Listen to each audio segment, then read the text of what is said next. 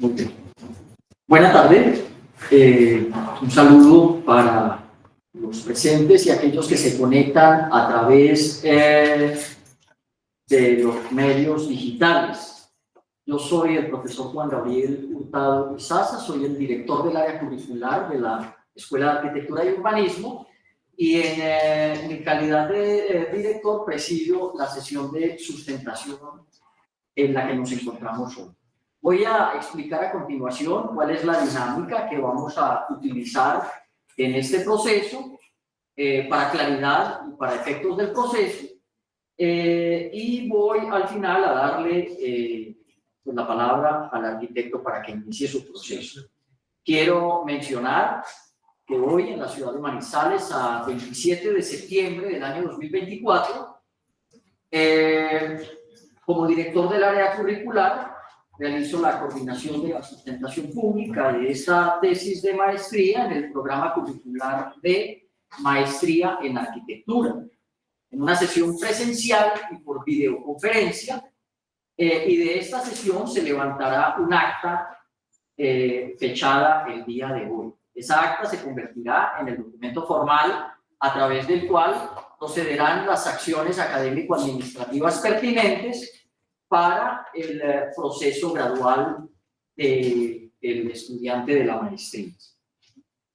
Quiero presentar a Daniel Alberto Giraldo Valencia, arquitecto de la Universidad Nacional de Colombia, inscrito en el programa de maestría en arquitectura con perfil investigativo, quien nos presentará hoy la tesis titulada El sistema usoniano, variaciones en la vivienda de costo moderado, de Frank Lloyd Wright.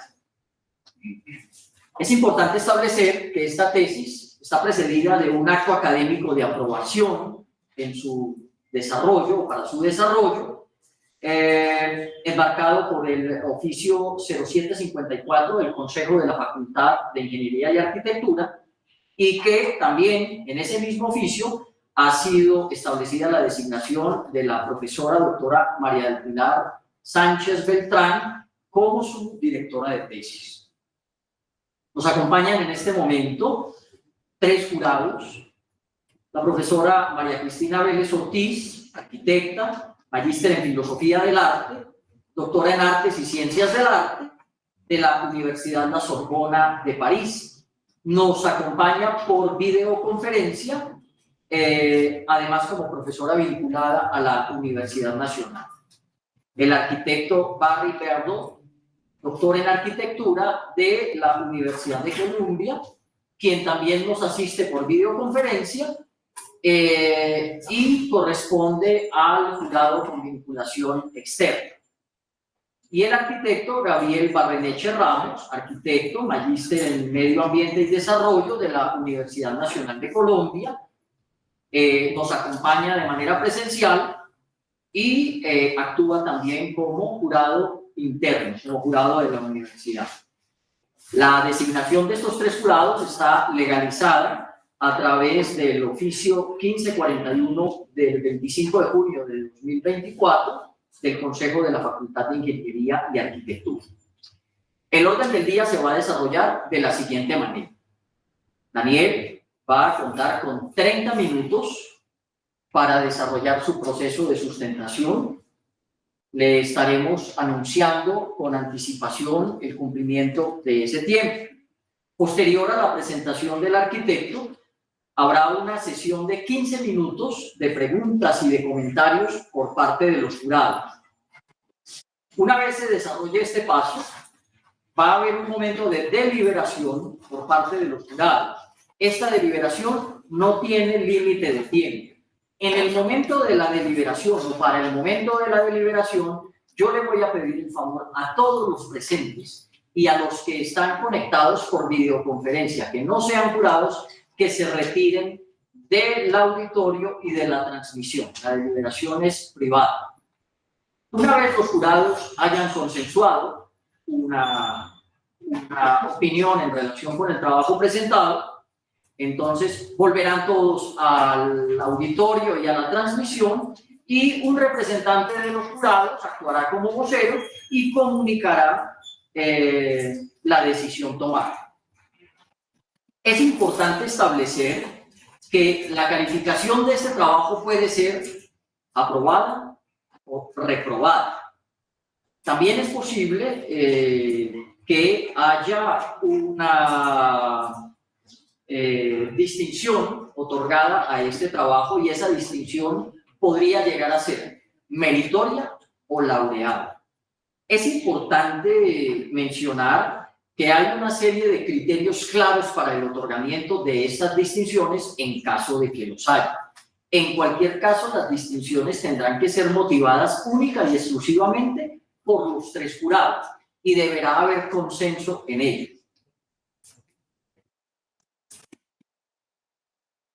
Terminada la comunicación de los jurados, habrá un momento final en donde la directora de tesis, si lo desea, podrá intervenir conceptuando o haciendo una relación muy rápida del proceso desarrollado, y se dará finalización a la sesión presente. Posterior a ello, como trámite administrativo, desde la dirección del área curricular se estará permanentemente diligenciando un acta que recoge todos los pormenores del proceso y que luego será enviada a cada uno de los jurados por separado para que la revisen y para que consientan lo consignado en el acta. Dado esto, los jurados firmarán el acta y la retornarán a la dirección del área curricular para que podamos continuar con los trámites administrativos ante el Consejo de la Facultad. ¿Hay alguna inquietud en relación con la dinámica empleada, Daniel? Estamos claros. Gracias. Entonces, pues en esos términos, siendo las 2:10 de la tarde, puedes dar inicio a la presentación de tu trabajo. Gracias. Buenas tardes a todos. Gracias por asistir a esta presentación que sintetiza la investigación realizada entre 2020 y 2024 en el marco de la línea de la investigación en Proyecto Historia y Sociedad de la Maestría en Arquitectura, titulada El Sistema Ausoniano, Variaciones en la Vivienda de Costo Moderado, de Frank Lloyd Wright. También quiero extender un agradecimiento a los evaluadores, Cristina Vélez, Barry Verdol y Gabriel Baranich, quienes revisaron minuciosamente esta investigación. Sus valiosos aportes y observaciones críticas servirán como un insumo para mis futuras investigaciones y esfuerzos académicos. El objetivo de esta investigación es examinar cómo la serie de casas ausonianas diseñadas por Frank Lloyd Wright entre 1936 y 1959 se vieron impactadas por los periodos entre guerras y crisis económica de esta época. Ante la preocupación por la vivienda asequible en Estados Unidos, se buscaron soluciones que integraran aspectos económicos, constructivos y sociales. Estas condicionantes llevaron a reducir lo espacial y material al mínimo, logrando viviendas más eficientes. Por lo tanto, la pregunta central de esta investigación es: ¿cuáles fueron las propuestas que Frank Lloyd Wright planteó para abordar la necesidad de viviendas en un contexto de costo moderado? El propósito es examinar cómo los efectos de la época impactaron la vivienda doméstica y se materializaron en la espacialidad de los proyectos, identificando las estrategias que configuraban viviendas más pequeñas y las nuevas relaciones espaciales que surgieron, reflejando cómo Wright diseñaba casas de costo moderado y sus implicaciones en su obra doméstica. Esto se realiza a través de un análisis comparativo de los proyectos establecidos, que culmina al revelar un complejo sistema que caracteriza esta serie de viviendas para la clase media norteamericana durante la primera mitad del siglo pasado, en donde observamos cómo Wright logra adaptarse y mantener una coherencia conceptual a pesar de las variaciones en su entorno. La investigación metodológicamente se estructura abordando primero el contexto y los cambios de la época. Luego, se presentan los conceptos utilizados por Wright para la vivienda de costo moderado. Posteriormente, se seleccionan y describen brevemente los proyectos, seguidos del análisis proyectual. Finalmente, se exponen las discusiones y la conclusión. Sin embargo, debido al tiempo disponible para esta presentación, el orden no será el mismo y se entrelazarán temas como el contexto y el análisis proyectual. En principio, el interés de esta investigación parte de un antecedente con 2 estudios previos que realicé sobre el arquitecto.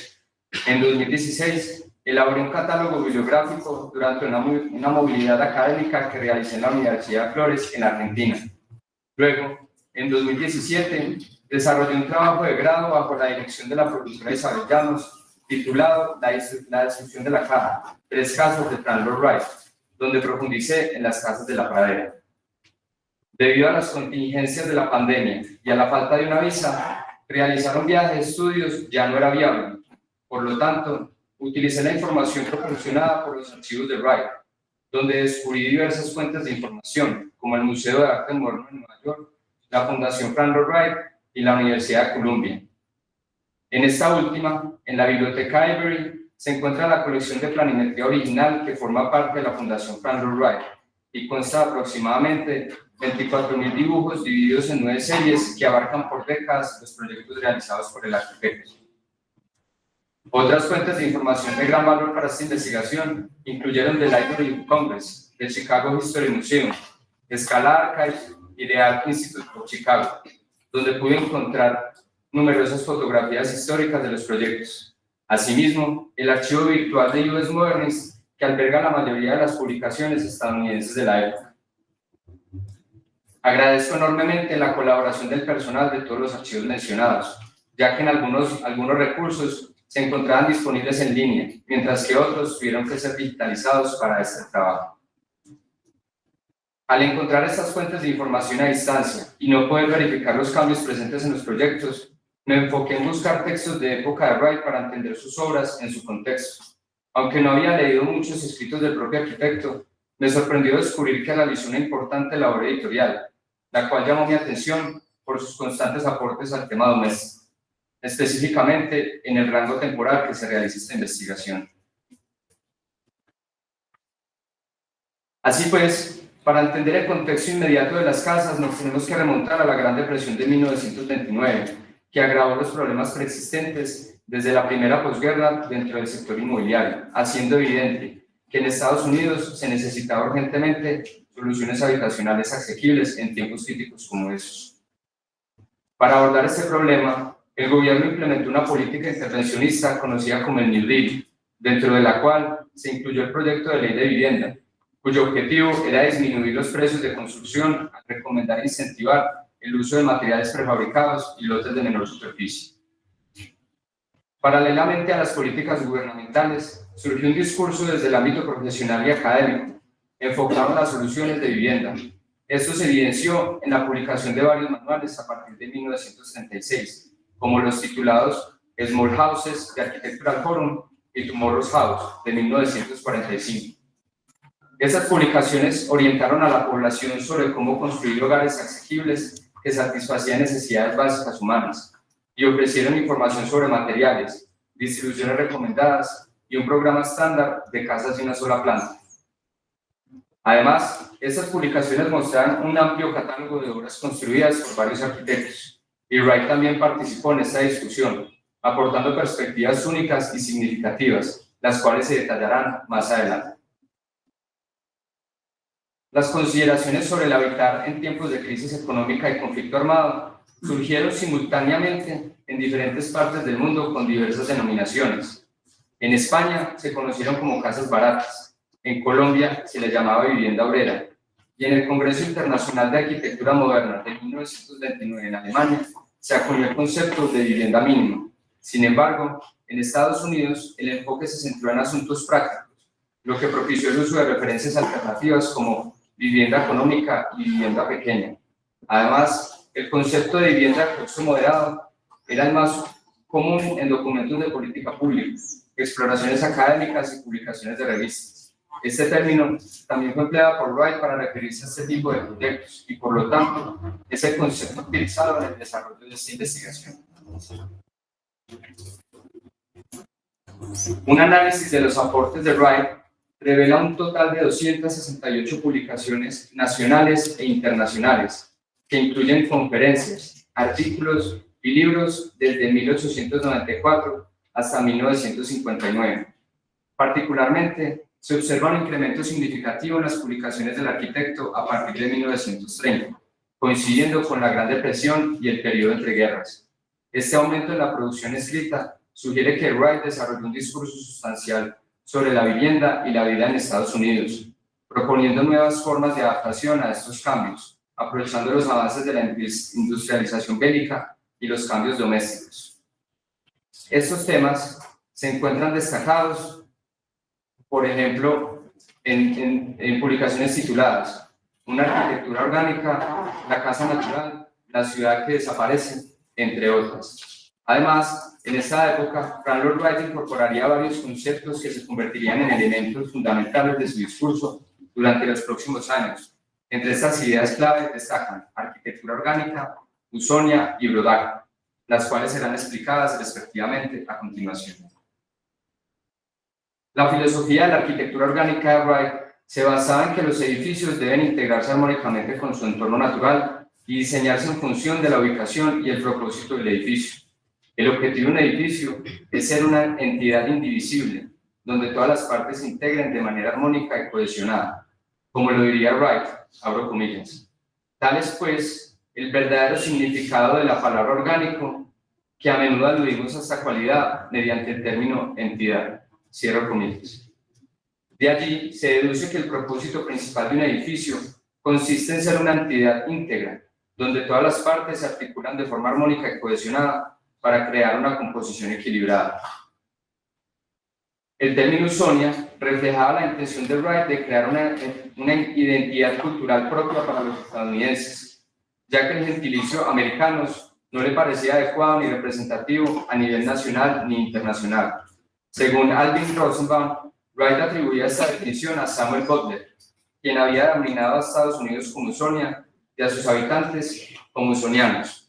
Asimismo, Wright utilizaría este término para referirse a su visión particular de Estados Unidos, incluyendo el urbanismo de sus ciudades y la arquitectura de sus edificios, con el objetivo de describir el carácter distintivo y libre de convenciones arquitectónicas previas.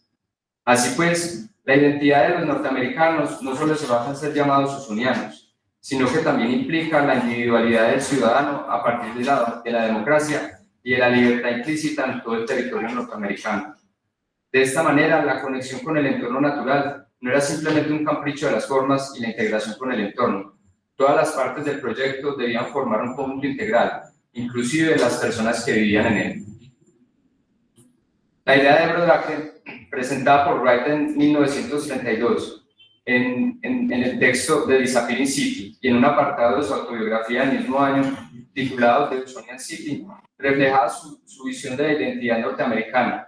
Esta propuesta representaba un cambio radical que fomentaría la libertad individual, en contraste con la vivienda en serie, por lo que se priorizaba la vivienda aislada. Las ideas de Wright sobre viviendas estructuradas de costo moderado y con servicios centralizados se remontan a sus propuestas desde 1901, como las casas de $5,000 para Ladies Home Journal, las casas prefabricadas para American System Built Houses de 1911, y los proyectos de bloques textiles que construyó en California, incluida la miniatura de 1923, y también en sus proyectos para Brodack City en 1932. Wright describió estas casas como científicamente modernas y completas, con diversos diseños planificados y conectadas a un jardín con edificios auxiliares estandarizados. Ahora bien, para seleccionar los proyectos, se encuentra que desde 1936 se construyen 155 casas usonianas en diferentes partes del país, con la idea de una vivienda económica y flexible que se pudiera adaptar a diferentes terrenos y climas. Además, para consolidar y facilitar la construcción de un sistema usoniano, Wright creó un manual titulado Detalles usonianos estándar, el cual utilizaba una trama ortogonal. De estas 155 casas, 83 se resolvieron con esta trama. En este sentido, Wright, en el texto de La casa de cartón, menciona lo siguiente, abro comillas: las líneas geométricas o rectas eran naturales para la maquinaria en funcionamiento en los oficios de la construcción para ese momento, por lo que el interior de la vivienda adquirió este carácter naturalmente, incorporando una arquitectura orgánica en la medida de lo posible, uniendo el mobiliario y haciéndolo uno con el edificio y diseñándolo en términos simples para el trabajo mecánico. Nuevamente, líneas rectas. Para filtrar las casas, es importante considerar las discusiones sobre la vivienda pequeña mencionadas anteriormente. Entre los temas relevantes se encuentran la inclusión de un solo piso, la honestidad en el uso de materiales, prefabricación y un programa estándar. Este programa constaba de una sala de estar, cocina, comedor, 3 habitaciones, 1 y máximo 2 baños, y además de espacios complementarios. Este enfoque permite identificar 36 casas que muestran un desarrollo más extenso durante la década de 1950. Es interesante notar que fue durante la década de 1940 cuando se registró una menor cantidad de proyectos atribuible al comienzo de la Segunda Guerra Mundial y las subsecuentes limitaciones tanto en recursos como en mano de obra calificada. Originalmente, estas casas se ajustaban a un precio estándar de $5.000. Se enfatizaba la eficiencia de los recursos y la capacidad de lograr mucho con poco dinero. Para la selección de proyectos, se considera un máximo de 150 metros cuadrados de área construida, tomando como referencia el tamaño de la primera casa usoniana y las recomendaciones de los diferentes manuales para construir vivienda económica. Esta selección reveló un total de 10 casas, todas construidas y distribuidas en diversas regiones del país. Estas viviendas fueron construidas utilizando una amplia gama de materiales y se encuentran ubicadas desde la década de 1930 hasta la década de 1950. Para comprender mejor estas viviendas, se plantean categorías de análisis que buscan entender la lógica de la arquitectura de Wright. Estas categorías establecieron variables apropiadas para analizar los proyectos de manera integral. Dentro de los referentes en este sentido se incluyen Arquitectura y temas de composición por Clark and Paus, El proyecto moderno, pautas de investigación por Gastón y Rovira, y 7 puntos para el análisis en el proceso proyectual por Gallardo. Este análisis detallado es crucial para comprender en profundidad estos proyectos desde diversas perspectivas, como las influencias temporales y las técnicas utilizadas. Se pueden identificar sus características distintivas y patrones comunes entre ellas. Esto conduce a una clasificación que proporciona una visión más amplia sobre el desarrollo arquitectónico de estas viviendas. Sin embargo, dado el tiempo de la presentación, expondré un subtema por categoría, como la estructura portante, la retícula, el uso y función, las estrategias de optimización y la luz como elemento de diseño. En la categoría estructurantes, hablando de la estructura portante, la primera observación que podemos hacer es que la estructura de estas casas no es fácilmente identificable a simple vista. No se pueden distinguir claramente los elementos portantes tradicionales, como vigas o columnas. Wright expresaría lo siguiente, abro comillas: unidos como un solo cuerpo físico, el techo y las paredes se funcionan con los pisos y se refuerzan mutuamente al continuar unos en otros. Una línea continua, fluida y superficies continuas que parecen constantemente móviles en la estructura articulada en su totalidad. Además, el arquitecto también aludiría a este concepto de integralidad en sus proyectos al hablar del espacio resultante, afirmando que la necesidad de visibilidad hace que las paredes e incluso las columnas sean una inclusión que se debe eliminar, ya que en la arquitectura moderna el espacio interior se define en lugar de ser llenado. Las casas construidas en la década de 1930 se caracterizan por tener una estructura ligera compuesta por listones de madera, así como también una estructura más robusta formada por muros de carga de ladrillo. La construcción muestra una irregularidad aparente, pero un análisis más detallado revela una regla intencional. La estructura más pesada está directamente relacionada con el núcleo de servicios que contiene la cocina, los baños y la chimenea, y la estructura más ligera se encuentran las subdivisiones de los espacios privados. En las casas construidas después de la década de 1940, se observa un cambio donde los muros de carga reemplazan a la estructura ligera de madera. Ahora, estos muros no solo cumplen una función de soporte, sino que también dividen los espacios y actúan como un envolvente para regularizar el diseño. A pesar de esta evolución, sigue siendo significativa la presencia de estructuras livianas en las divisiones internas de los espacios privados. Eliminar la estructura ligera como componente de apoyo hace que las aberturas y espacios exteriores pierdan flexibilidad y se vuelvan más cerrados. Esto es claro en las casas de la década de 1950, construidas con estructura de bloque de concreto. Las casas con bloques sólidos tienden a limitar las posibilidades de expansión hacia el exterior y la interacción con el entorno. En la categoría de composición y orden, cuando hablamos de la retícula, vemos que Wright desarrolló un sistema propio de unidades de medida conocido como el Unit System.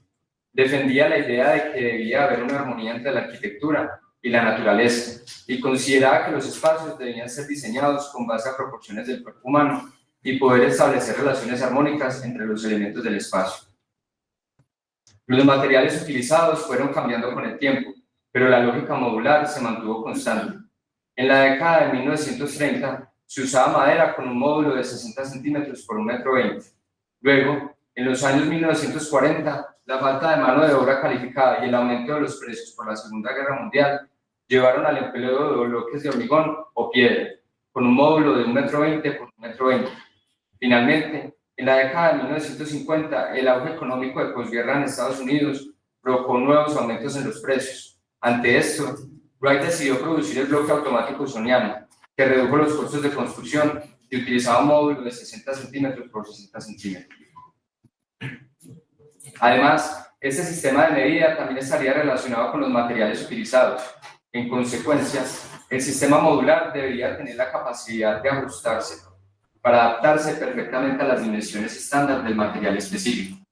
Esto no solo reduciría los desperdicios, sino que también garantizaría una mayor compatibilidad en términos de diseño y ensamblaje. Durante este proceso de transición del sistema modular, centrado más en la sistematización de materiales y componentes prefabricados que en la prefabricación de la vivienda en sí, se observa una reducción gradual en la cantidad de elementos requeridos para la construcción. Esto sugiere que el arquitecto realizó una exploración meticulosa para optimizar y resolver de manera eficiente estas estructuras residenciales. A medida que avanzaba la evolución constructiva, se logró utilizar cada vez menos componentes sin comprometer la funcionalidad ni la estabilidad del diseño. Al pasar a la categoría programática, específicamente en el uso y función, vemos que el nuevo estándar para estas viviendas fue establecido no solamente por los cambios relacionados con la configuración familiar, sino que también, a partir de las discusiones académicas que tuvieron lugar en ese momento, se observaron transformaciones en la composición y organización de las familias estadounidenses. Durante dicho periodo, persistieron los cambios concernientes al tamaño y estructura familiar hacia hogares con menor cantidad de miembros. Como resultado, comenzaron a surgir nuevas necesidades habitacionales con características distintas, y esto condujo a la creciente idea de optar por viviendas más pequeñas como la opción más favorable. Como resultado, comenzaron a surgir nuevas necesidades habitacionales con características distintas. A medida de que se visibilizaba más el papel de la mujer en diversos ámbitos, se desarrollaron diferentes representaciones del hogar ideal con publicaciones dirigidas a ellas. Esto se promovía a través de catálogos incluidos en revistas especializadas que mostraban tendencias de diseño interior, así como anuncios que publicitaban las últimas innovaciones para el hogar. Estas nuevas consideraciones en las formas de vivir también tendrían implicaciones en los espacios, especialmente en la unión de la sala, cocina y comedor. Este enfoque para el diseño de viviendas buscaba eliminar la separación innecesaria entre las diferentes áreas, dividiendo la casa según su uso. De esta manera, se crea una sección dedicada exclusivamente al descanso y tranquilidad, compuesta por los dormitorios y posiblemente un estudio. Este planteamiento va más allá de maximizar el uso eficiente del espacio dentro de una vivienda, mediante la eliminación de barreras físicas entre las distintas zonas. En lugar de tener espacios claramente definidos con funciones específicas como salas individuales, esta propuesta promueve espacios fluidos y flexibles para adaptarse mejor a las necesidades cambiantes del hogar. Esta concepción integró la sala, el comedor y la cocina como un espacio único, enfocándose principalmente en la cocina como el área esencial y vital del hogar, donde la mujer tenía control no solo de la vida familiar, sino también de la vida social, donde toda la familia pasa gran parte del tiempo y que en algunos casos se reportaba como un espacio caótico. En la categoría de técnica, con los procesos constructivos nos damos cuenta que estas viviendas tenían como objetivo principal sistematizar su construcción. Eso suponía un desafío para los métodos de prefabricación utilizados en la época. En las casas de la década de 1930 y de 1940 Se adoptaba un enfoque donde todos los materiales eran precortados y llevados al lugar de construcción listos para ser ensamblados. Según las fotografías históricas, la construcción comenzaba con la fundación de la base o losa sobre la que se edificaría la casa, que incluía el sistema de calefacción radiante. Posteriormente, se instalaban los elementos estructurales más pesados, como chimeneas y muros de ladrillo o piedra. Luego se procedía al montaje de cerramientos y cubiertas, utilizando piezas de medidas precisas. Este orden constructivo facilitaba el trabajo y reducía la cantidad y tiempo de mano de obra necesaria, con excepción de las instalaciones eléctricas, sanitarias y el trabajo en madera para el mobiliario. Cabe resaltar que al emplear el bloque automático usoniano, la construcción se simplifica considerablemente y permite una mayor rapidez en el proceso. Esto facilita la combinación de materiales, especialmente el mobiliario prefabricado, en comparación con otros procesos de construcción. En la categoría de eficiencia del espacio, hablando de estrategias de optimización, vemos que la reducción de los espacios también supuso una reducción en el tipo de actividades que se realizaban y en los objetos que se mostraban al público o que se guardaban. Así pues, el almacenamiento fue uno de los primeros que sufrió una transformación en términos de eficiencia. George Nelson y Henry Wright afirmaban que se guardaban cosas según la relación de cercanía de lo que se necesitara, como las compras, los elementos de limpieza, la comida o los elementos del dormitorio. La totalidad de los muebles en las casas estaban pensados específicamente para liberar los reducidos espacios interiores. La solución consistía en poder tener los muebles en los perímetros de los espacios y en la medida de lo posible que estuvieran adosados a los muros. Al momento de construir estos elementos, se utilizó el mismo módulo que el resto de la casa para lograr la unidad de diseño.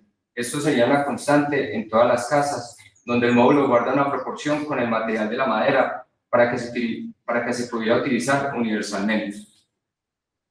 Por último, en la categoría de efectos del espacio, cuando nos referimos a la luz como elemento de diseño, al ubicar la casa hacia la parte trasera de la propiedad, la ubicación aislada de las casas ayudaba a orientarlas para aprovechar la luz natural y reducir los costos de calefacción al dirigir las habitaciones hacia el sur. Simultáneamente, se evitó el sobrecalentamiento en la zona social, manteniendo una adecuada relación con el exterior. Además, los amplios aleros dan sombra a las fachadas en el verano, impidiendo la radiación solar excesiva, acompañando los espacios vacíos en el grosor de la cubierta sobre los espacios interiores. Las ventanas altas también llegan a ahorrar en la necesidad de aire acondicionado al ofrecer ventilación cruzada en la parte superior, donde el calor se acumula.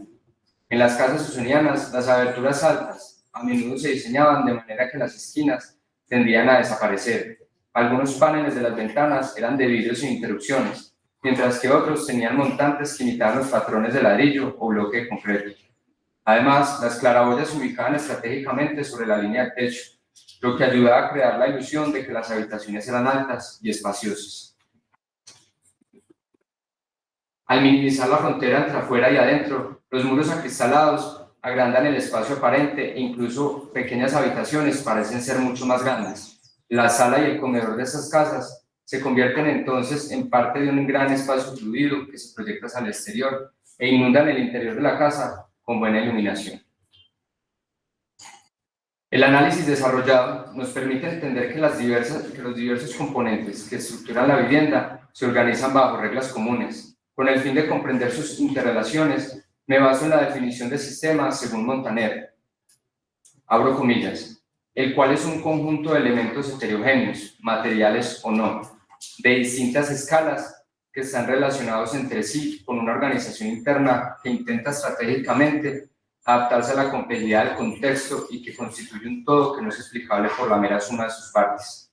Cada parte del sistema está en función de otra, dado que no existen elementos aislados. Dentro de los diversos sistemas que se pueden establecer, la arquitectura y el urbanismo son sistemas de tipo funcional, espacial, constructivo, formal y simbólico. Cierro comillas. En completa consonancia con la definición de arquitectura orgánica propuesta por Wright y que hablamos anteriormente. El análisis revela cómo estas casas usonianas se sistematizan, considerando los componentes interdependientes en la obra arquitectónica. El arquitecto se dedicó a diseñar una serie de sistemas que convergían en una unidad integral de la casa, tomando en cuenta espacios, materiales, módulos de construcción, estructura, mobiliario e instalaciones, y cómo interactuaban con los habitantes y el entorno. De este modo, creó un verdadero sistema orgánico, donde cada elemento incluye a los demás, resultando en una solución armónica y completa. Estos sistemas tenían un impacto directo en el desarrollo de los proyectos. El módulo se definía a partir de las características del material, como sus medidas y forma de construcción. Esto determinaba la estructura, los cerramientos y las aberturas. También influenciaba la integración del mobiliario, alineado con el módulo y utilizando materiales específicos. Todo esto estaba relacionado con el espacio resultante, ya que el módulo y el material utilizados definían el grado de apertura e interrelación de los espacios entre sí y con el exterior. Este enfoque integrado implica que cada elemento se relaciona de forma concatenada, lo cual sugiere que la construcción del proyecto en estas casas no era lineal, más bien consistía en un sistema complejo y ordenado donde todas las partes estaban interconectadas, aunque esta relación no fuera inmediatamente evidente. Esta interconexión aportaba unidad al sistema. La búsqueda única del arquitecto para dotar a cada diseño con un sentido de individualidad se vuelve evidente. Sin embargo, todas las viviendas estaban fundamentadas en un sistema compartido, el uso de una plantilla espacial para organizar los elementos variados. El planteamiento residencial de Wright no estaba únicamente centrado en el diseño mínimo de viviendas, sino más bien creando espacios individuales y exclusivos dentro de un marco compartido. En conclusión, la visión de Wright sobre la vivienda de costo moderado va más allá de reducir simplemente su tamaño para hacerla más económica. Al brindar libertad e individualidad a los ciudadanos a través de las casas unifamiliares y al desarrollar los proyectos en función de las lógicas y necesidades del territorio usoniano, se refuerza y materializa la idea de la nueva identidad norteamericana planteada por Wright. Según él, es fundamental concebir estas viviendas de manera orgánica, garantizando una relación armónica entre todos sus elementos en términos materiales, espaciales y constructivos. Además, el programa arquitectónico debe ser cuidadosamente considerado para asegurar que se ajuste perfectamente al diseño y a las necesidades de los habitantes. Esto fue posible debido a que el sistema usoniano permitió la adaptabilidad para atender las necesidades y requisitos de cada familia.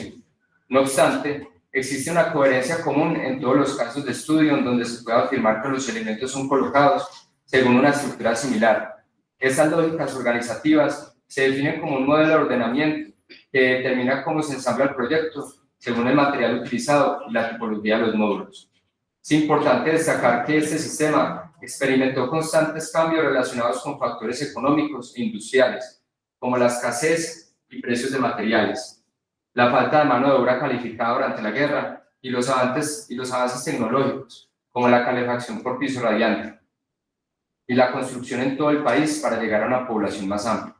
A pesar de las dificultades surgidas en estas 3 décadas debido a estos eventos, se logró mantener un orden constante y adaptarse a cada cambio para seguir buscando una vivienda más eficiente en términos económicos.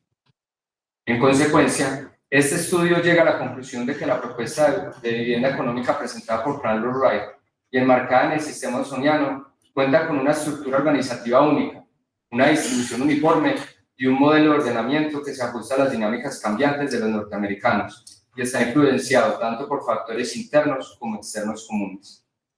El enfoque arquitectónico propuesto por Wright y materializado particularmente en estas casas usonianas es un claro ejemplo de cómo la utilización eficiente del espacio y los materiales pueden resolver las demandas emergentes dentro de un contexto sociocultural y económico. En este sentido, dicho sistema demuestra la capacidad de adaptación e innovación dentro del campo de la arquitectura, al combinar elementos constructivos que optimizan tanto la configuración espacial como los materiales. La interpretación wrightiana rescata esta estrecha conexión entre forma y función, destacando su importancia no solo desde una perspectiva técnica, sino también cultural. Cabe resaltar que esta investigación académica ha brindado para mi proceso de formación diferentes herramientas en la investigación proyectual, con el uso de fuentes primarias y el análisis integral de proyectos. A partir de esta investigación realizada, surgen nuevos cuestionamientos para futuras investigaciones desde la arquitectura o desde otras disciplinas. ¿Cuáles fueron las condicionantes de la vivienda económica en otros contextos de la época, como el europeo o el latinoamericano? ¿Cuál es la comparación de costos de las casas usonianas con otras soluciones de vivienda de su momento? ¿O qué recursos espaciales han evolucionado en el desarrollo de alojamientos económicos y su impacto en la estructura social y espacial contemporánea? Estas preguntas abren nuevas líneas de investigación para reflexionar sobre las múltiples transformaciones que comenzaron en la primera mitad del siglo pasado y que tuvieron un impacto aún vigente para la arquitectura residencial. Para terminar, les comparto esta reflexión atemporal que nos deja Wright. Las casas sólidas, bien construidas, pero livianas y adecuadas, serán buena vivienda. Todo ello conveniente y armónicamente construido con materiales propios del tiempo, del lugar y del hombre. La construcción de edificios propenderá a aprovechar plenamente las ventajas de la naturaleza. A todos, muchas gracias.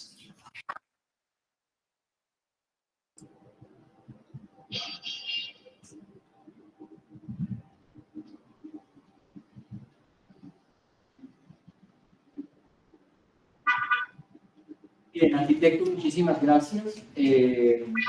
Procedemos en este momento a abrir un espacio de 15 minutos para que los jurados hagan las intervenciones que consideren pertinentes, las preguntas que consideren pertinentes, para que nadie pueda tomar partido de las observaciones si lo consideran necesario. ¿Sí? Profesora Cristina, ¿le gustaría hacer alguna observación, alguna intervención? A ver, espera, conecto el micrófono. Bueno, no, yo quisiera felicitar primero que todo a Daniel por esa tesis tan interesante que nos ha brindado leer. Y quisiera hacer algunas consideraciones sobre el trabajo. Yo creo que en la sustentación se mejoran algunos aspectos. No voy a hablar acá, pero que de todas maneras los tengo en cuenta en la... No sé por qué hay un eco. Bueno, creo que sería bueno, perdona Cristina, creo que sería buena idea que cerraran el micrófono en el auditorio para que podamos oírte mejor. Sí, porque vuelvo como un eco Sí. ¿Listo? Bueno, una vez leído pues este trabajo en mención, pues el sistema usoniano de variaciones de la vivienda de costo moderado, pues yo sé que Daniel dio como una argumentación del término o el concepto de costo moderado, pero yo considero que es un poco confuso y pues yo sé que no se puede cambiar los títulos así como así, pero eventualmente para una futura publicación yo pondría para clase media o pues la vivienda económica o algo, pero no me parece que el costo moderado sea tan claro para cuando uno no se adentra completamente como en la terminología del momento.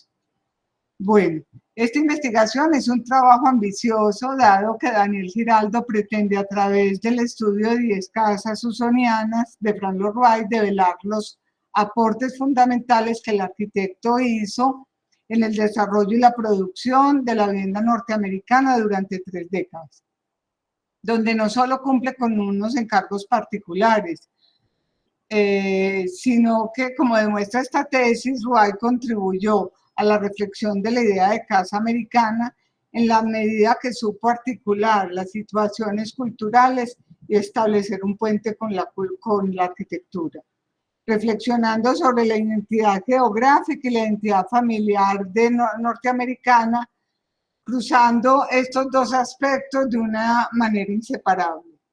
En este sentido, a mi manera de ver, contribuye con un conocimiento disciplinar y de allí su enorme valor.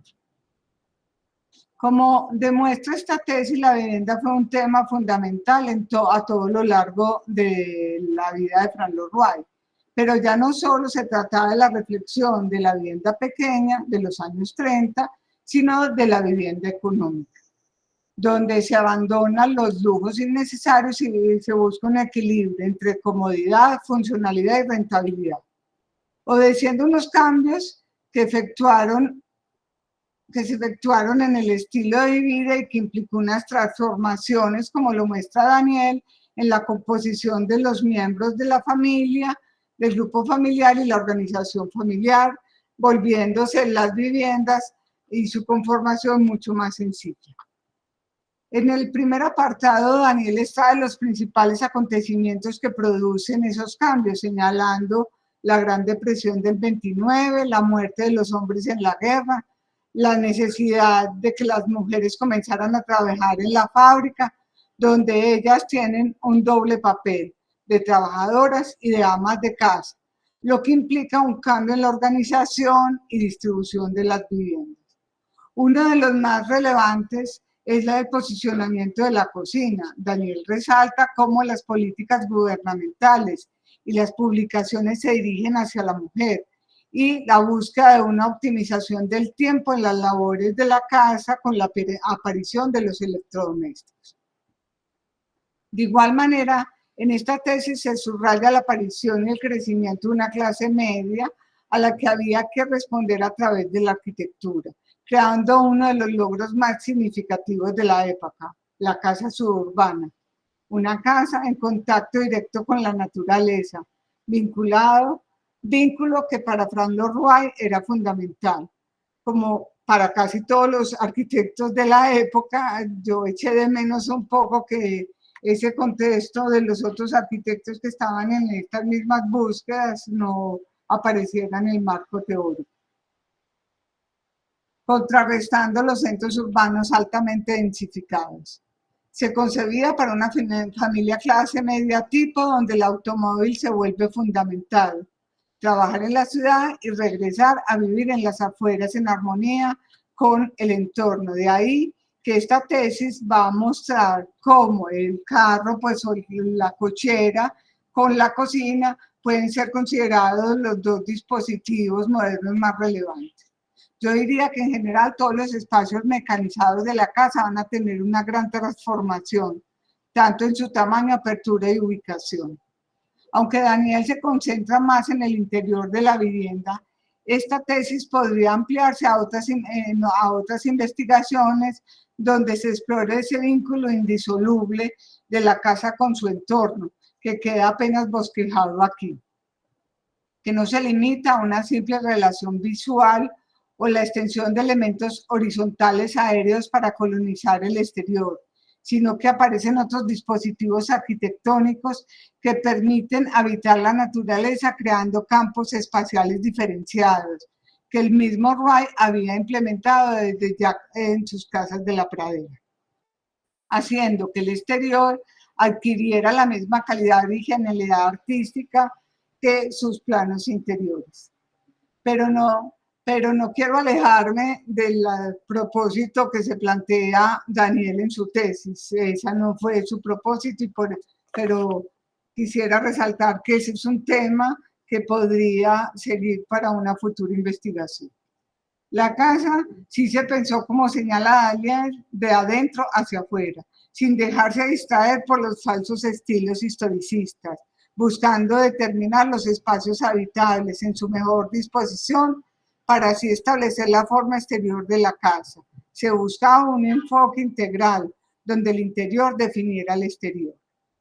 Se trataba de equilibrar la eficiencia con la comodidad y la calidad, pensando en un programa para una familia tipo, pero que tuviera una cierta flexibilidad y pudiera adaptarse a las necesidades de sus compradores.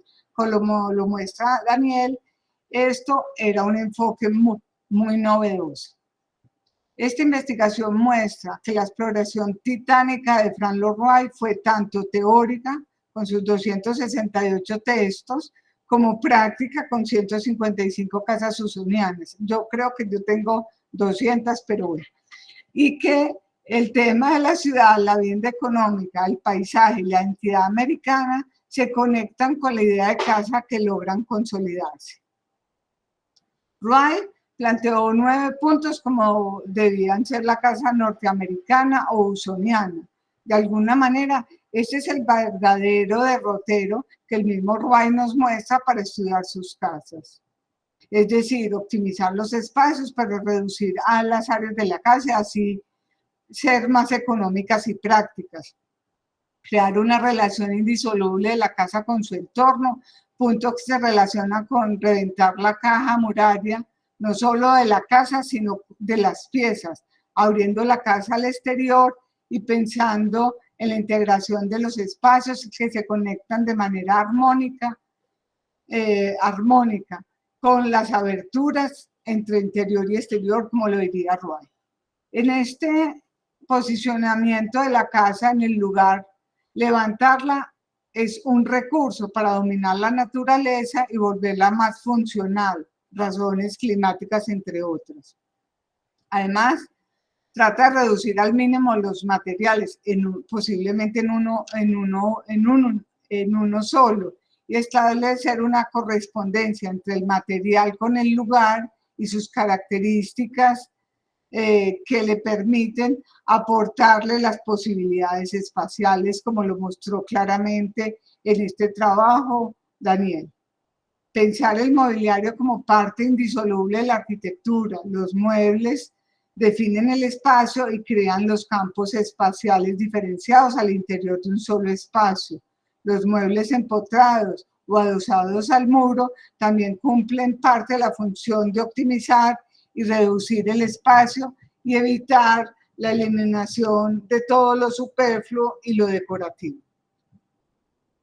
Por último, se aborda pues con esos puntos que toca Wright, abordar los avances tecnológicos, la utilización de todos los avances tecnológicos, la iluminación, la calefacción y las instalaciones hidrosanitarias para obtener una vivienda más higiénica, confortable y práctica.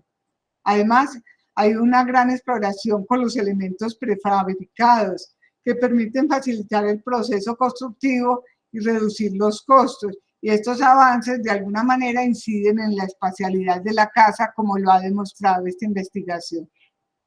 En el segundo apartado, Daniel señala los conceptos que define Wright, que permiten atender no solo a la vivienda, sino también tener una postura ética y estética para una sociedad norteamericana. Y muestra entre algunos aportes que pueden plasmarse en la concreción, pues como proyectos que de alguna manera concretan sus ideas desde principios del siglo XX. El primer concepto que señala, como lo estaba mencionando Daniel en su sustentación, es la arquitectura orgánica, estar en armonía con el entorno natural y crear una entidad indisoluble donde todas las partes se integren y relacionen entre sí. Además, Wright parte de la idea de cultura propia, eso es muy importante, Usonia o Norteamérica, pues que para muchos de nosotros es un término más digerible y menos, digamos, específico del lenguaje wrightiano, pues es esa arquitectura americana, esa cultura americana que incluye las particularidades del paisaje de los Estados Unidos, que tiene un carácter, como lo muestra, nuevo y distinto, donde la expansión es fundamental. Con el concepto de Usonia, como lo señala igualmente Daniel, busca crear una comunidad autosuficiente equitativa en la que la vivienda fuera asequible e integrada en todo su paisaje. También implica, como él mismo lo señala, una planificación urbana que promueva la integración social y el sentido comunitario. De ahí que Alfonso Pérez Méndez, cuando hace su estudio sobre Craig Edgewood y muchos otros arquitectos americanos, al ver su contexto, habla que los dos grandes logros de la arquitectura moderna americana es la casa suburbana y la Arcadia corporativa, esa idea como de comunidad que Daniel señala en ese marco teórico en la segunda parte. Para Ray, como lo muestra Daniel, la identidad ciudadana se logra a partir de la democracia y también como es un símbolo absoluto de un país de oportunidades y donde hay ausencia como de normas, de formas y formalismos, y tiene, digamos, un contexto natural donde el horizonte lejano, donde las fronteras en constante expansión se muestran claramente en la arquitectura de Fran Lloyd Wright, con esa idea de horizontalidad, de planos extendidos, de elementos aéreos flotantes, y que va a ser una respuesta a los grandes espacios de América. La casa diseñada por Wright, entonces, son espacios llenos de movimiento y dinamismo, como lo vamos a ver en sus análisis de la segunda parte de esta tesis, donde es un espacio libre y donde las fronteras están en constante expansión. Como diría Keglas, estar en un espacio de Wright es estar en un espacio de múltiples direcciones que permite ese desarrollo, ese movimiento oblicuo y esas secuencias espaciales que Daniel claramente explica. También va a haber pues como esa idea de ciudad centrada en el vehículo de baja densidad, que tendría una casa con su terreno propio, abierto y con un entorno natural. Esa idea pues que va a ser también propia a la vida, al ideal de vida al aire libre que se desarrolla después de la Segunda Guerra Mundial en todo Estados Unidos, con más de 1.400 casas que uno puede ver en 250 arquitectos van a estar trabajando en esa idea de una casa suburbana con las ventajas de vivir en el campo, pero estar próximo a la ciudad, donde por supuesto va a hablar de una unidad de medida y que puede variar en su tamaño, en su constitución, pero se van a centralizar los servicios y va a permitir una economía. Es un sistema constructivo con elementos prefabricados que permite o va a permitir múltiples configuraciones como lo pretendía Ray, ¿cierto? Hay una libertad del individuo y pues hay unas citas muy interesantes que con la revisión de fuentes primarias que hace Daniel, de textos de Ray, que trae a colación y que muestra cómo esa unidad de sala, de estar, comedor, cocina, tiene unas amplitudes y cómo las habitaciones van a tener también unas características que le permitan esa libertad individual. Libertad pues como conformación del grupo familiar, pero también libertad individual, dos temas que cuando está desarrollando los textos Le Corbusier en Marsella también estará tensionando en esa importancia de ese binomio fundamental. Para mí, el aporte más grande de esta tesis está en ese marco teórico, esas 100 páginas, donde de manera clara, ordenada, saca de una bibliografía pertinente los acontecimientos sociales y políticos más importantes, los conceptos, ideas que atraviesan la producción de Ray, que tienen un impacto real sobre la manera de concebir su arquitectura. Me parece que ahí ya hay gran parte de la conclusión y hoy en la sustentación pues lo mostró, porque la conclusión queda un poco corto en el trabajo que nos enviaron, pero que realmente en todo este desarrollo del marco teórico ya hay muchos aportes a la comprensión de la idea de casa americana. En la segunda parte de esta investigación Él aborda el análisis propiamente dicho de las 10 casas y con sus categorías críticas, estructura, composición, programa, técnica, eficiencia del espacio, efectos espaciales. Para mí todos estos aspectos son de una gran importancia. Sin embargo, es extraño que espacios comunes y privados no estén con programa, que estructura portante no esté con la técnica y que no haya un ítem aparte para la relación con el entorno, ya que este fue uno de los grandes lecciones de RAI, el de tener una interpretación abstracta del lugar, tanto como topografía como materialidad. Aunque esta investigación avanza sobre este tema de la materialidad de manera muy interesante, señalando que la materia compone el módulo y define la espacialidad. No la aborda, sino pues faltan muchos aspectos en esa relación con el lugar que la aborda el aspecto de la ubicación en el lote, pero queda un poco corto. Yo creo que para una futura tesis de doctorado sería muy interesante ampliar ese aspecto. El desarrollo analítico, resalto los gráficos comparativos de las 10 casas que en sí mismo arrojan conclusiones y permiten visualizar y entender de manera rápida los conceptos que él está tratando de desarrollar.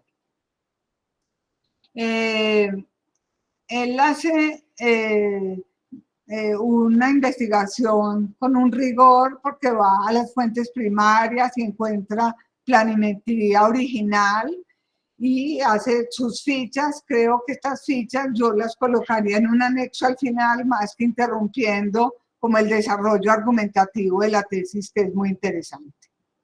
Es importante subrayar que Daniel muestra como esas secuencias espaciales, no solo de la casa, sino de la calle con la casa misma, haciendo como las fachadas más cerradas hacia la calle, y uno lo puede ver en casi toda la arquitectura californiana, donde tiene estas mismas características, abriéndose más hacia el interior del predio.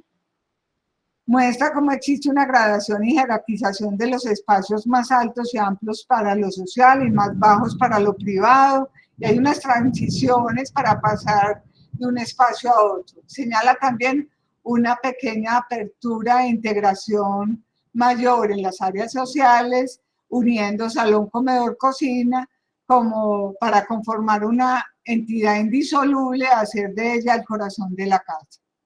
Otro aspecto que toca Daniel es cómo son las secuencias espaciales y cómo nos movemos en el espacio, que invita a verlo de manera oblicua y estar en un espacio en múltiples direcciones. En cuanto a la organización y optimización del espacio, señala la importancia de los muebles empotrados y adosados a los muros, de los paneles corredizos. Los muebles, tema que señala Roy, es parte integrante de la arquitectura y son los que generan los campos espaciales y permiten escalar los espacios de acuerdo con las actividades, colocando los muebles en el perímetro, generando una sensación de amplitud al dejar vacío el centro del espacio. El recurso del cielofacio colgado y los plegamientos de las fachadas que jerarquizan y crean volúmenes espaciales diferenciados al interior de la única entidad espacial. Y por lo tanto aborda el tema de cómo la estructura liviana y pesada de los elementos de soporte y soportados están en estrecha relación con los materiales. Es una experiencia que cambia de manera distinta en cada década. Sin embargo, Daniel habla de evolución, concepto muy discutible en los años 50 y es poco crítico con respecto a las últimas casas, que se ganó en cuanto a la rapidez y economía con los bloques prefabricados, pero se perdió en la intención fundamental de Wright de hacer unas unidades indisolubles de casa con su entorno. La conclusión me pareció un poco tímida, aunque hoy en la presentación ya avanzó sobre ella bastante y permitiría, pues, como si se va a publicar la tesis, que me parece que es muy interesante, mostrar los principales logros que también están en el marco teórico al articular muy claramente como las situaciones en ese momento histórico con la producción y el desarrollo de los nuevos dispositivos espaciales en la vivienda.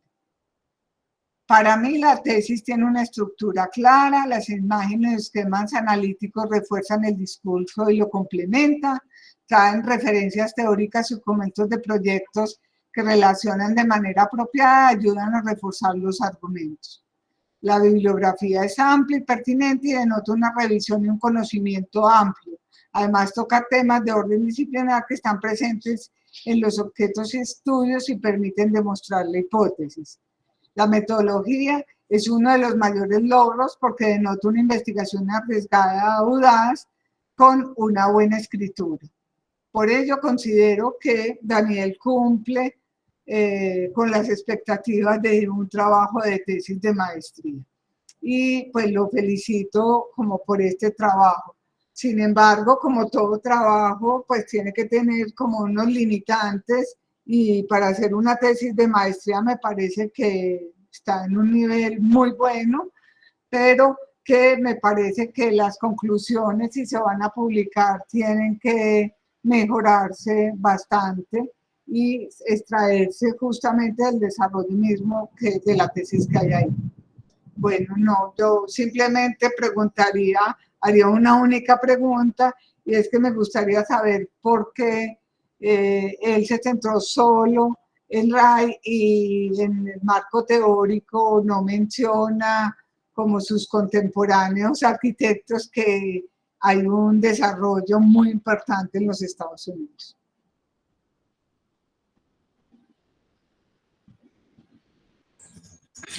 Hola Cristina, ¿me escuchas? Sí. Dale, muchas gracias primero por tus aportes. Bueno, no, para responder a tu pregunta rápidamente, yo creo que pues, no se hizo la inclusión de otros arquitectos o de otras personas que también buscaran una solución a la vivienda de costo moderado en esa época, debido a que pues, ya estaría desbordando los alcances de la misma tesis, ¿cierto? La investigación se planteó precisamente en Wright y en ese sistema de casas usonianas, en esa serie. Yo creo que si se hubiera involucrado cualquier otro tipo de arquitecto u otro elemento adicional, hubiera sido otra tesis completamente diferente.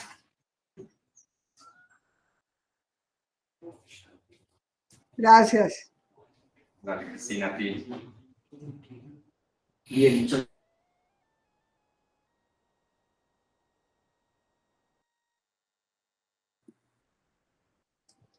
No Cerraron sé, antes de, cerraron antes de que supiéramos qué pasó. Ya perdí con la tabla. Mira, Mauro, profesor Berto, ¿tiene alguna pregunta? ¿Quiere hacer algún comentario? Se quedaron congeladas.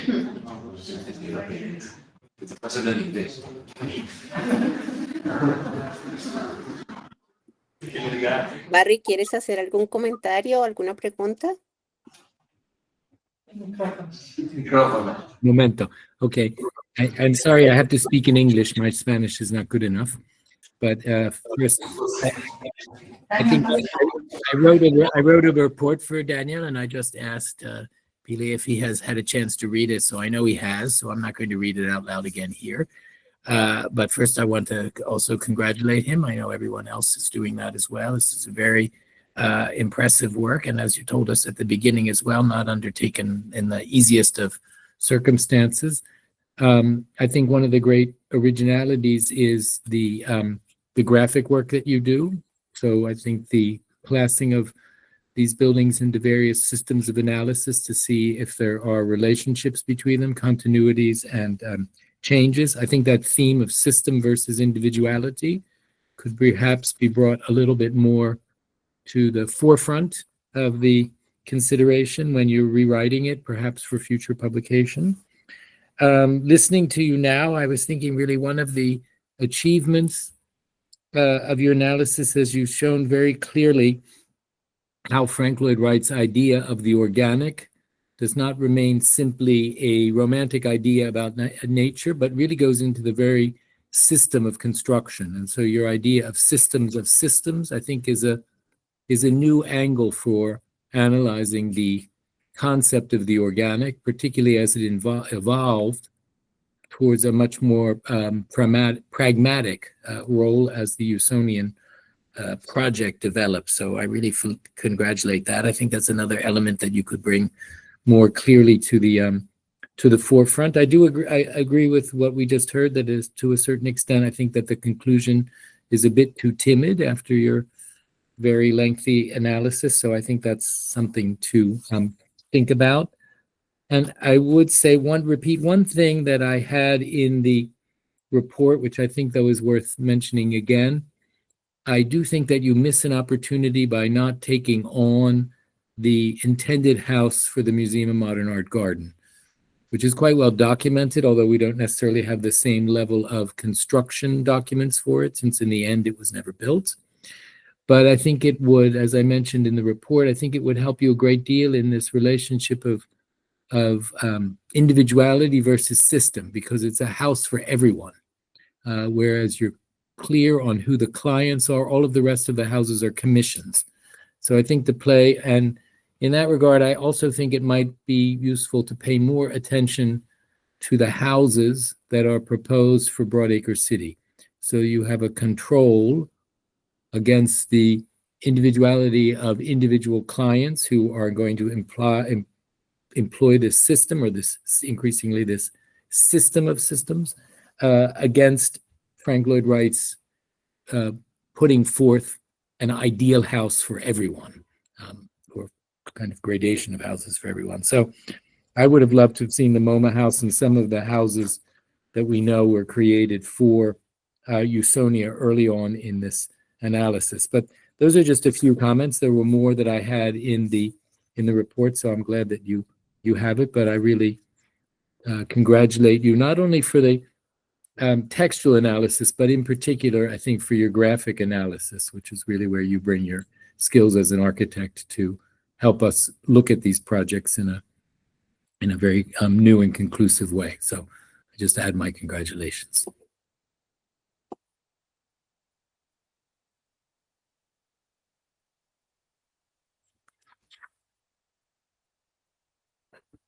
No, doctora Pilar, tenemos un audio muy restringido en el auditorio. ¿Tendrías la gentileza de compartirnos la síntesis de lo que el profesor Berto ha hecho en relación con el documento? Ok, listo. ¿Me están oyendo ahora mejor? Sí. Sí. Ok, listo. El profesor Bertolt, el profesor Bertolt, muchas gracias por los comentarios. El profesor Bertolt lo que mencionó, básicamente estaba tomando algunas notas, espero reflejar lo que dijiste. Señaló que pues, felicitaba a Daniel y al trabajo, especialmente por el aporte que hace entre la relación del sistema y la individualidad. Señala que uno de los que para futuras publicaciones pues vale la pena reforzar algunos de esos aspectos y sacarlos más a la luz, porque si bien están en el documento, no se explotan tanto como él cree que podrían explotarse. Señala que uno de los aportes más significativos está en superar la idea romántica, pues de la idea de lo orgánico como una idea romántica y más como un sistema de sistemas, como un nuevo ángulo que está aportando la tesis en evaluación. Señala que coincide con la profesora Cristina Vélez, indicando que la conclusión es tímida y recupera una anotación que hizo en su evaluación también. Inicialmente había señalado que no iba a leer, perdón que me salté ese pedazo, que no iba a leer los comentarios específicos y detallados que hizo, muy detallados que hizo de la tesis, por lo que ya Daniel los conocía, entonces que aquí iba a hacer solamente algunas anotaciones. pero recupera de ese documento que extrañó el no encontrar la casa, el modelo de la casa que hizo Wright para el MoMA, para el Museo de Arte Moderno de Nueva York, en donde específicamente ayuda a la comprensión de que es una casa para todo el mundo, y no para el postulado de esa casa es que es la casa para cualquier persona, para todo el mundo, y no para un cliente específico. Igual con las casas de Broad Acre, y que pues ahí vale la pena desarrollar un poco más esa idea, aunque no era el alcance específico de esta tesis. En el que felicita, pues que ese es un tema que vale la pena ampliar y que valdría la pena pues, saber por qué no está. Y que felicita, además de la construcción del texto, el desarrollo gráfico que tiene la tesis, que ayuda digamos, a comunicar el análisis en una forma muy concluyente. Espero haber retomado todo. No sé. Creo que hay una pregunta ahí para que Daniel resuelva de todas maneras, y es ¿por qué no tomó la casa del MoMA? Quería responder en español o en inglés. Larry entiende bien, es que es como tímido para hablar, estoy descubriendo, pero entiende bien. Sí, en español, muy bien, sin problema. Bueno, según por lo que me dices de la casa del Garden del MoMA, no la incluí, sobre todo porque ya es muy tardía. En las observaciones me dices que es del 40, pero en el 40 está la casa de Marcel Breuer y de otros dos arquitectos. Esta casa osoniana de Wright, en esa feria itinerante que él estaba haciendo por el mundo, es del 63, perdón, del 53, 1953. Por eso me pareció que era un poco tardía para agregarla a las casas, pues para poderlas analizar. No, I think, Daniel, you're confusing the house for the Guggenheim with the house for the MoMA. The house for the MoMA is 1940. Okay. Pues no la he visto, no tuve en cuenta fue la del Guggenheim, más no la del MoMA. Es así, no, Yeah.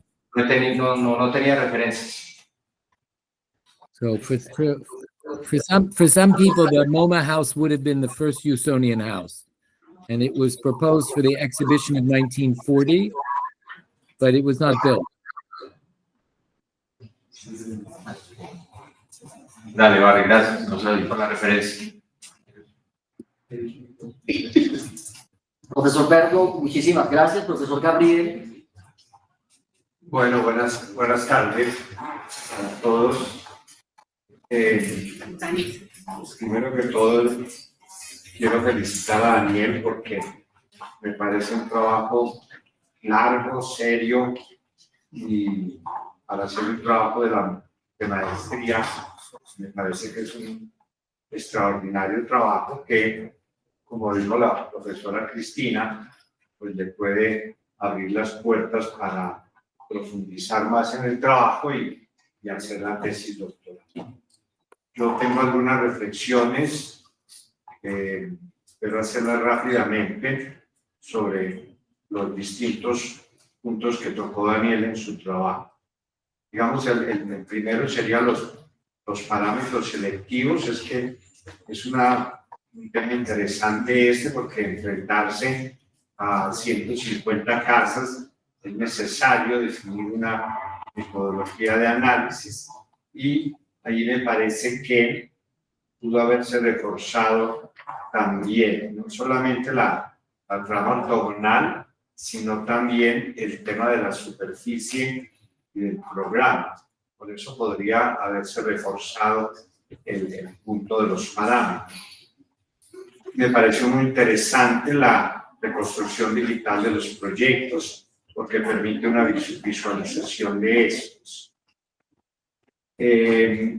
Con respecto a los parámetros, me parece que técnica, estructura, programa, composición, van muy bien.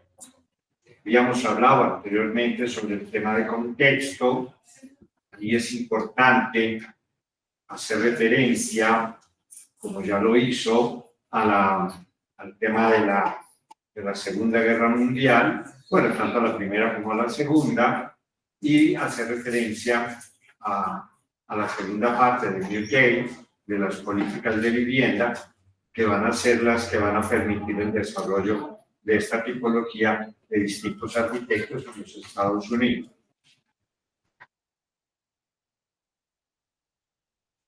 En cuanto al cambio de la vida doméstica, me parece importante haber enfatizado el tema de la habitabilidad y el confort, y me parece también importante, lo sugerí pero no quedó, es que esto tiene que ver con el auge de la clase media norteamericana, y claro, como yo vengo del arte, pues le insinué a Daniel que esto podría ser, digamos, un análisis comparativo entre aquella obra de Richard Hamilton que tienen el inglés, que tienen los hogares de hoy, que son tan especiales, donde precisamente se ven esos adelantos tecnológicos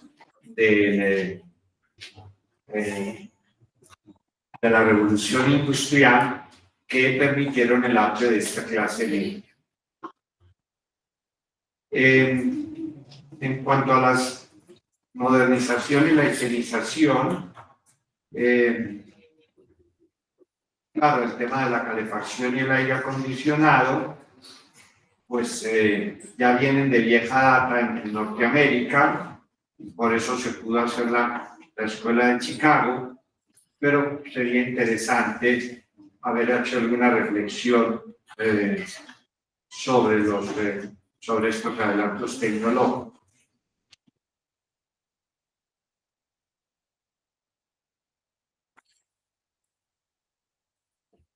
En cuanto a la prefabricación, yo le había sugerido, que me parece interesante, que se hiciera alguna mención del value frame como estructuras que anteceden la industrialización de la madera, que va a ser importante para la construcción de las Usonian Houses.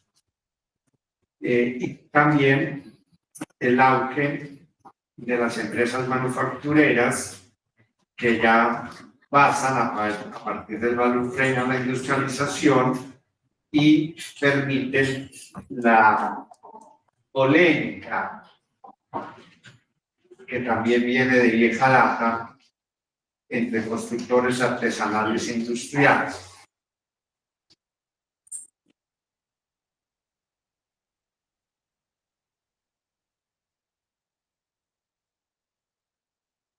Claro, ya en el tema del espacio, me parece que es muy claro la fusión que hace Wright, pero que también ya lo habían hecho otros del salón comedor cocina, y lo que llaman ellos el living room y la chimenea, porque fue un tema central en las Wright House y sigue continuando en el mismo significado en las Usonian House. Igual me parece muy interesante, y creo que hubiera podido, en los skates que hace digitales, para mí es muy importante haber resaltado la iluminación sur. Nosotros, las personas que vivimos en el trópico, como tenemos en esta reunión un grupo de estudiantes, es un tema que me parece importante resaltar, la orientación de las viviendas con respecto a las estaciones y a los puntos cardinales, que como no los tenemos, pues a veces no los aprendemos. Entonces, por eso me parece interesante que hubiera aparecido algunos skates de cómo incide la iluminación sur en el hemisferio norte y haber hecho una reflexión sobre la inversa en el hemisferio sur.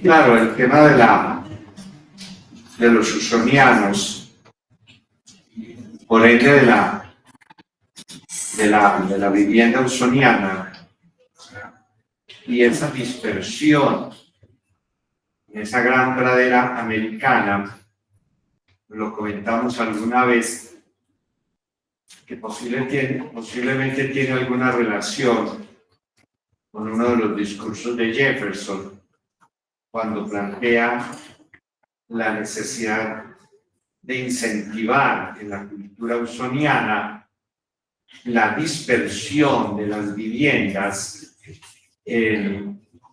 para favorecer, o mejor, en detrimento de las altas densidades. Jefferson planteaba aquí un problema ético y moral que pues, no lo voy a abordar, pero que lo conversé con Daniel en su momento y creo que es el origen de lo que va a dar el Broad Acre del Wright y luego esa dispersión de las viviendas.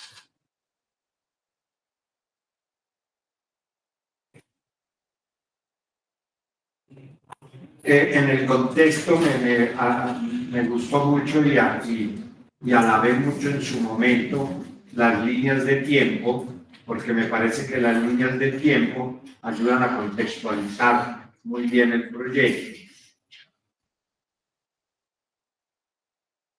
Asimismo, cuando ya habla del amoblamiento y los elementos prefabricados, me parece importante y ojalá se pudiera enfatizar un poco más el tema de la luminosidad en el espacio arquitectónico, porque lo planteo como hipótesis, porque podría haber una diferencia conceptual en las Fry House y los Smithsonian House en cuanto a la incidencia lumínica en el espacio arquitectónico. Me parece que en las primeras es más penumbra y en la segunda es un poco más de luminosidad.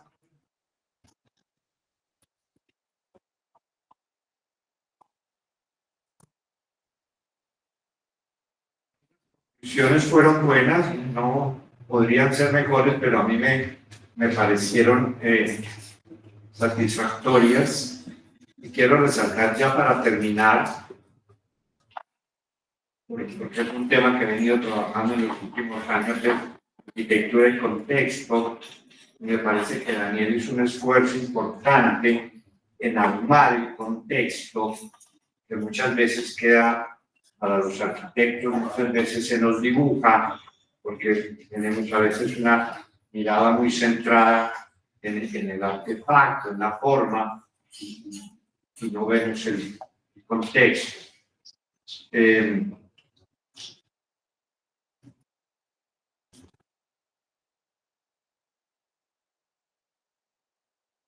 Bueno, creo que esas serían todas mis sugerencias. No tengo ninguna pregunta para Daniel.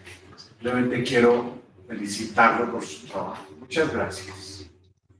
Profesor Gabriel, muchas gracias. Esto nos da paso entonces al momento de la deliberación. Debo pedirle el favor a todos los presentes y a quienes nos asisten también de manera vía remota, que por favor den un espacio para los exámenes.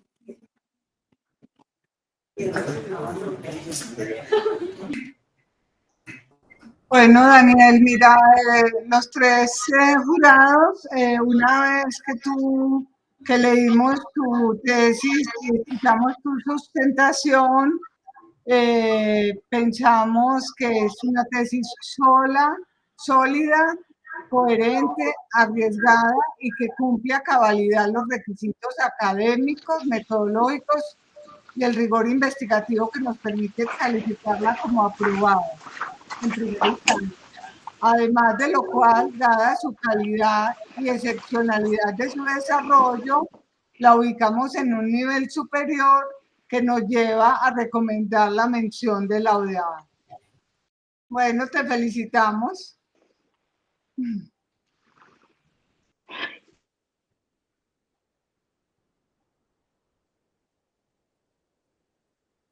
Profesora, muchas gracias. Profesora Pilar, ¿le gustaría hacer alguna observación final antes de cerrar la sesión? Qué pena que tocó silenciar un micrófono por ahí, pero me alegra mucho y comparto la emoción. Nada, quiero... ¿se está oyendo? Sí. Sí. Perfecto, listo. Nada, quiero felicitar a Daniel. Creo que ha sido muy grato compartir esta curiosidad y este trabajo conjunto, tanto con la tesis como con las ponencias que hemos hecho y con un artículo que hicimos. Creo que el planteamiento del tema, digamos que dentro de la línea de investigación que propusimos inicialmente con la creación de la maestría en Manizales, nos da una posibilidad de un enfoque pues, particular, efectivamente, que ustedes han mencionado ampliamente en estas evaluaciones y en esta sesión. Creo que la orientación a fuentes primarias y esa facilidad que fue descubriendo Daniel en el rastreo de esa información le permitió conocer y conseguir un material muy valioso y más adelante ir desarrollando la habilidad de saber qué hacer con él. Creo que tiene un soporte conceptual sólido que afortunadamente fue posible ir construyendo y que le permitió también tener una lectura integral del objeto en su contexto para superar, pues digamos que esa lectura más descriptiva que en algún momento pues se presentó en algunas primeras avances, y en ese sentido quiero dar las gracias a, no sé, profesores como José Javier Alayón, como Ricardo Daza, como Isabel Llanos, como Ingrid Quintana, que en su momento estuvieron en presentaciones previas de Daniel y que hicieron observaciones que pues fueron muy bien incorporadas.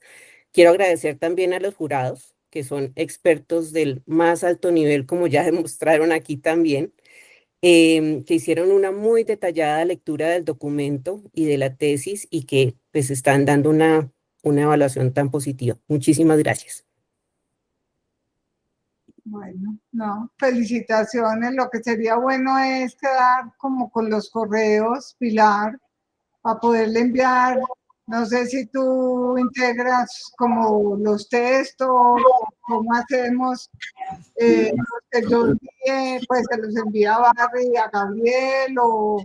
Pues, Profesora Cristina, esas actividades, digamos, administrativas, ya internas del tránsito que debe surtir este proceso, las asumimos nosotros. Pierda cuidado, nos pondremos en contacto con los tres jurados para coordinar el proceso administrativo subsecuente. Pero como tenemos que escribir un único informe, los tres, ¿cómo hacemos pues yo envío mi informe a quién para que Barry lo vea y Gabriel lo vea? Pues y ahí meta sus aportes. Lo puede compartir a la dirección del área, profesora, al correo electrónico que le vamos a escribir con toda la información pertinente. Ay, entonces tú te encargas de mandárselo a ellos dos y finalmente ellos lo integran. Por supuesto, por supuesto. Nosotros nos encargamos al interior de la oficina de hacer todo el tránsito respectivo. Listo. Creo importante exponer, antes de cerrar la sesión, que además de felicitar a Daniel, y de reconocer el valor agregado que le ha sido manifestado por parte de los jurados en su trabajo, es importante tener en cuenta que la postulación de tesis laureada ha sido sugerida por los 3 jurados. Sin embargo, los 3 jurados deben construir una sustentación muy profunda en relación con su postulación, y esta propuesta debe hacer tránsito primero por el Consejo de Facultad y luego por el Consejo Académico, quien es finalmente quien decide el otorgamiento de la mención sugerida por los jurados. Sí. Entonces, así ha sido comunicado a los profesores jurados, a la profesora directora.